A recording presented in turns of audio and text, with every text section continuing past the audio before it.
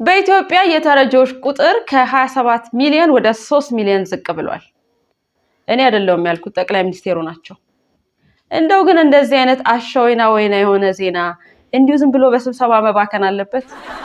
ይሄን ሊነግሩን የሚገባው የሆነ አይነት ድግስ ደግሰው ሁላችንንም ጠርተው እየረዱን ማለት እያበሉ መሆን ነበረበት። እኔ የምለው ግን ጥያቄ አለን። ወደ 3 ሚሊዮን የወረደው የቀሩትን መርዳት አቁመን ነው? አሃ ተረጂ ሊኖር የሚችለው እኮ የሚረዳ ካለ ነው።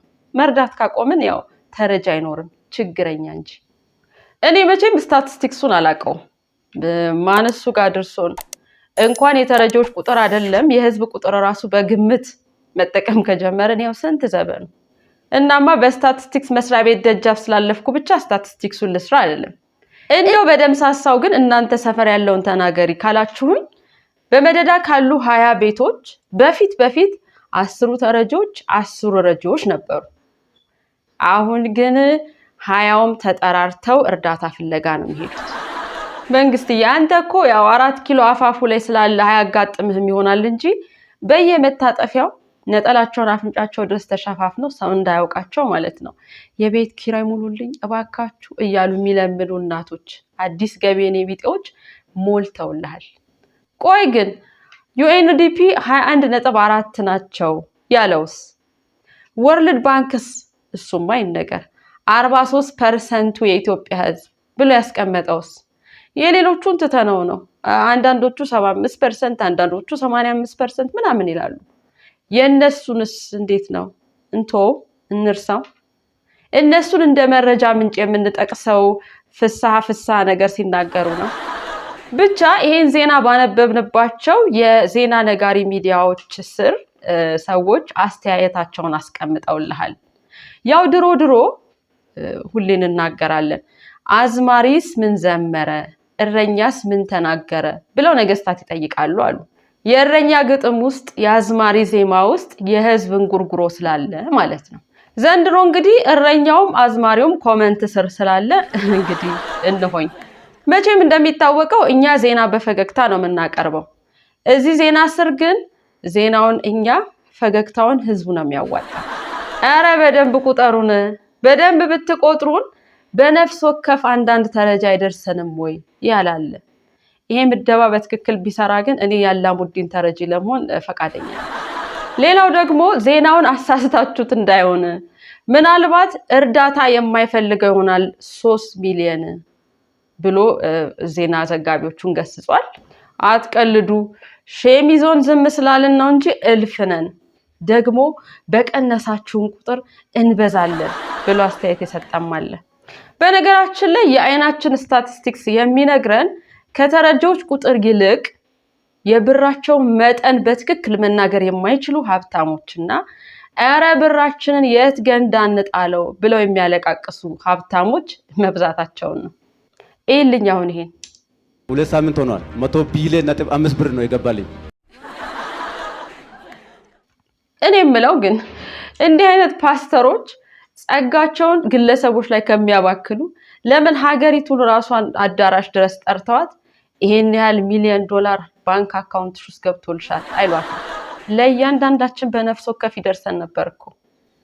ወርልድ ባንክንም አይኤምኤፍንም ድርቅ የሚያደርግ የዶላር መጠን ነው ወይስ ሚራክሉ የሚሰራው ለብር ብቻ ነው? እኔማ ካልሆነ መንግስትዬ ለምንድን ነው ከዚህ ሰውዬ የማይበደረው አልኩኝ እኮ። እኔ መቼም በጣም የሚያሳስበኝ ይሄ ሰውዬ እንግዲህ በማግስቱ ሰከም እያለ ባንክ ሄዶ ባንክ አካውንት ውስጥ ያለው 113 ብር ነው ሲሉት ባንከሩን ከፓስተሩ የሚያስታርቅበት መንገድ። እናማ ቅድም እንዳልኩት እንደነዚህ አይነት የቁጥር ሀብታሞች በስተው እንዳይሆን የተረጂዎች ቁጥር የቀነሰው ብዬ ነው። አሃ የባንክ ደብተራቸው ላይ በባንከር ፋንታ ፓስተር እየጻፈላቸው ኤሊን ደግሞ ይሄኛው ሸቦያውናና ያሾየ ሞሽራውናና የሆነ ሰሞን ላይ የሺ ጋብቻ ተብሎ 2000 ተጋቢዎች ራሱ በዚህ መንገድ አልተዳሩ። ጌታ አይተህልኛል። ይሄ እኮ ገና ሽምግልናው ነው። የድግሱ ምዕራፍ 1 በለው። እኔማ ድሮ እናቴ ገንዘብ ከዛፍ ላይ የሚለቀም መሰለሽ እንዴ ምናምን ስትለኝ ያው እየተቆጣች ነው። እውነቷን ነው፣ ከዛፍ ላይ አይለቀምም ብዬ እንደግሳጼ ወስጃው ነበረ። ግን እናቴም ተሳስተሻል፣ እኔም ስቻለሁ። ከዛፍ ላይ ቢለቀም መስሎኝ እንደዚህ በቀላሉ ለዛፍ የሚወጣው ያው አበባ ዛፍ በሉት መቼም እንስሳ አይደለም። እንዳማ መንግስት ይሄን እየተመለከተ እንዳይሆን የድህነቱ መጠን ቀነሰ የሚል ሪፖርት የሚያቀርበው ለማለት ነው።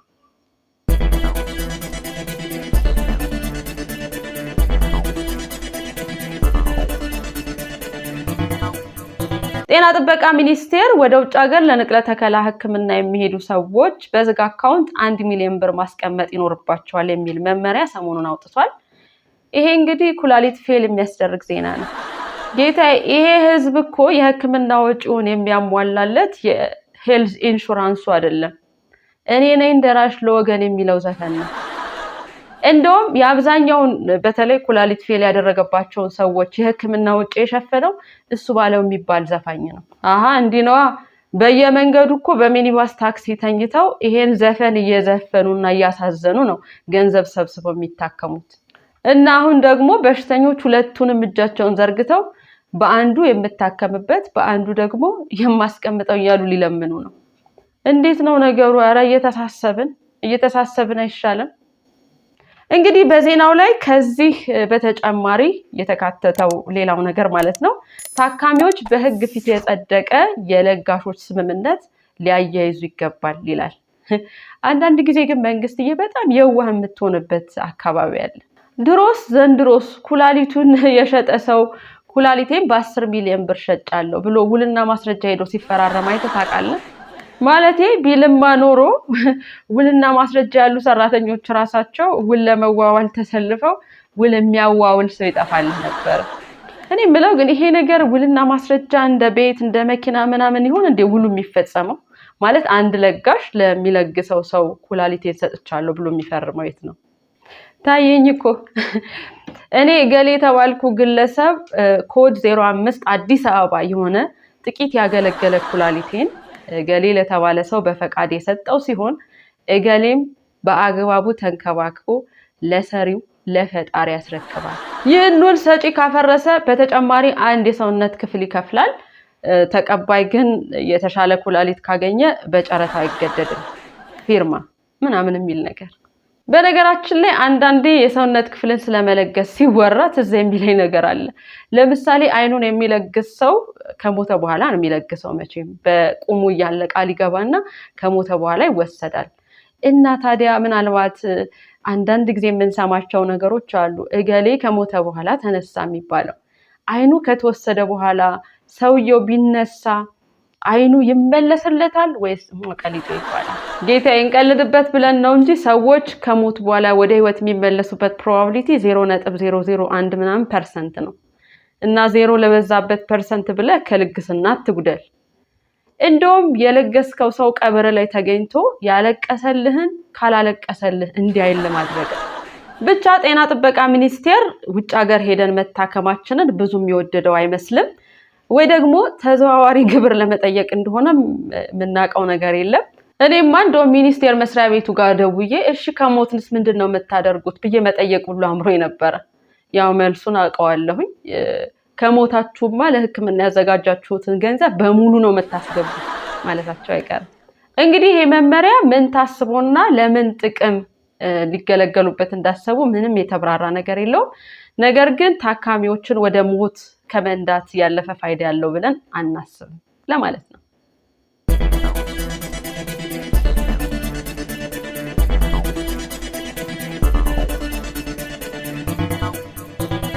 ትራምፕ ከግድያ አምልጠዋል።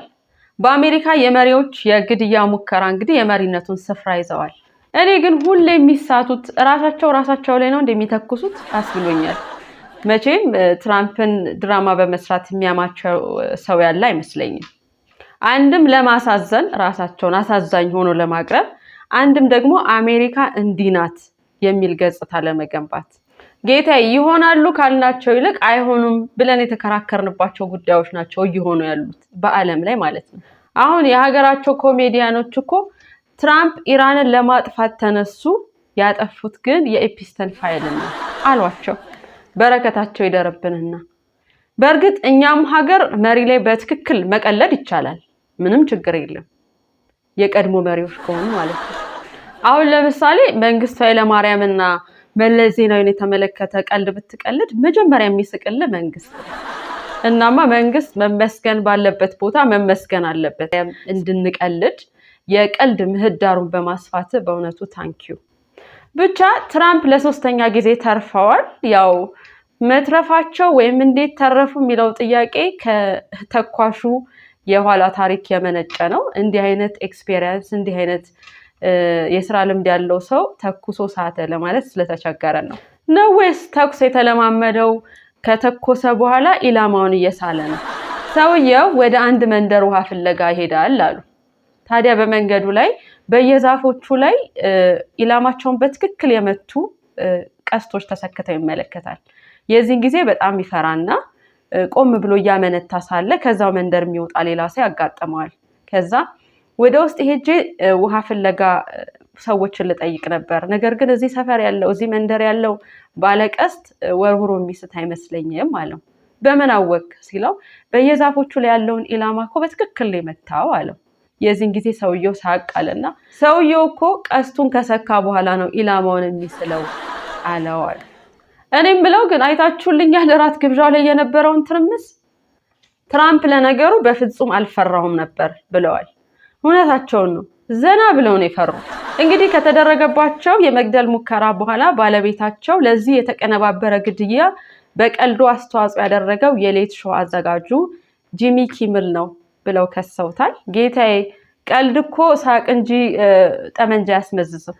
እንደውም ቀልደኞች ማለት እኮ በመንግስት የተናደዱ ሰዎችን የሚያበርዱ ማራገቢያዎች ወይም ፋን በሏቸው። ስለሆነም ዜና በፈገግታም ሆነ እንደነ ጂሚ ሌት ሾው አዘጋጆች ከመንግስት ግብር ነፃ መሆን አለባቸው። ብቻ ትራምፕ ቢያንስ በተደጋጋሚ የመግደል ሙከራ የተደረገባቸው መሪ በሚል የመጀመሪያውን ስፍራ ይዛሉ። ሁሌም በብቸኝነት በመራር ዜናዎች ፈገግ እንድትሉ የሚያደርጋችሁ ነጋሪ ሚዲያ ዜና በፈገግታ ነው። ሁሌም እንደምንለው ፈገግታችንን አይንሳን። ከፈገግታችን ሌሎች እንዲካፈሉ ፈገግታችንን በነፃ እንድንሰጥ ደግሞ ላይክ፣ ሼር፣ ሰብስክራይብ አድርጉ።